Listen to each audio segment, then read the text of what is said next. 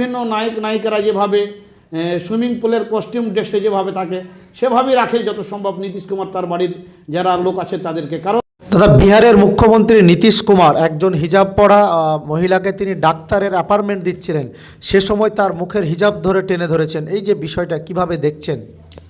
দেখুন, নিকাব এবং হিজাব মুসলিমদের একটা ঐতিহ্যবাহী পোশাক এবং অবশ্যই সেটা পর্দা প্রথার জন্য। কারণ আদিম মানুষ ছিল উলঙ্গ, মানুষ যখন সভ্য হলো তখন থেকে তারা কিন্তু পোশাক পরিচ্ছদ পরার প্রচলন ঘটলো আস্তে আস্তে। আদিম মানুষ কিন্তু গাছের ছাল বাকল পরে দিন যাপন করত, তার পূর্বে তারা উলঙ্গ ছিল।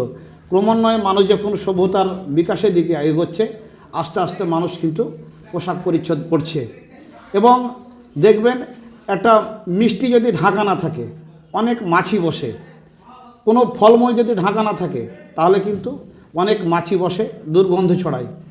তেমনই ইসলাম এমন একটা ব্যবস্থা করেছে, যখন আপনি হিজাব পরবেন তখন কিন্তু আপনার হিজাবটা অবশ্যই সেটা শরীয়ত অনুযায়ী হতে হবে। স্কিন টাইট হিজাব পরলে হবে না, নিজেদের শরীর প্রদর্শনীর জন্য নয়। আমাদের মুসলিম হিসাবে ইসলামিকভাবে যে হিজাব পরতে বলেছে সেই হিজাব যদি পরে সেটাকে অবশ্যই স্বাগত জানাচ্ছি।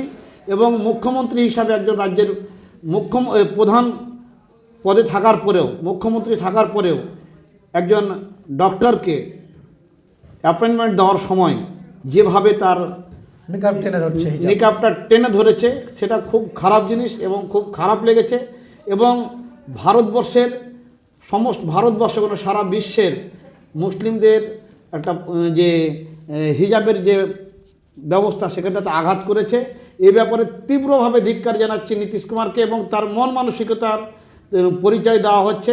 আমার তো মনে হয় তিনি তার বাড়ির যারা আছে, বাড়ির বউ বাচ্চা, তারাকে সাধারণ দেশে নর্মালি দেশে বিভিন্ন নায়ক নায়িকারা যেভাবে সুইমিং পুলের কস্টিউম ড্রেসে যেভাবে থাকে সেভাবেই রাখে যত সম্ভব নীতিশ কুমার তার বাড়ির যারা লোক আছে তাদেরকে। কারণ এই রকম আচরণ একজন দেশের মুখ্যমন্ত্রী হিসাবে, রাজ্যের মুখ্যমন্ত্রী হিসাবে করা খুবই খারাপ বিষয়। আর তিনি এটা করবেন কারণ তিনি এই মুহূর্তে আরএসএস বিজেপি দ্বারা পরিচালিত দলের সঙ্গে জোট করে চলছেন এবং তারা শুধু এই সময়ে মুসলিমদের কি করে ভালো করতে হবে, নিজের ভালো ওরা করবে না, খালি মুসলিমদের ভালো কি করতে হবে তাই নিয়েও ব্যস্ত থাকে। তাই এই নীতিশ কুমারের এই কাজের আমরা তীব্র প্রতিবাদ জানাচ্ছি। দাদা, ইতিমধ্যে সে মুসলিম ছাত্রী ডাক্তার তার ডাক্তারি অ্যাপয়েন্টমেন্ট প্রত্যাখ্যান করেছেন, কিভাবে দেখছেন? দেখুন, মুসলিমদের আবেগ নিয়ে খেললে পারে।